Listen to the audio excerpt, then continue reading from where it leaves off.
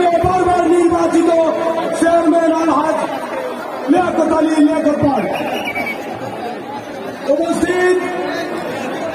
উপস্থিত বিএনপি যুবদল ছাত্রদল স্বেচ্ছাসেবক দল কৃষক দল অঙ্গ সহযোগী সংগঠনের সকল নেতৃবৃন্দ আপামর জনতা আসসালামু আলাইকুম ওয়া রাহমাতুল্লাহ। আজকে এই বিশাল সমাবেশ থেকে বাঁশখালী মজলুম জনগণের পক্ষ থেকে জনাব তারেক রহমান স্যারের কাছে একটাই আবেদন, আজকে এই বিশাল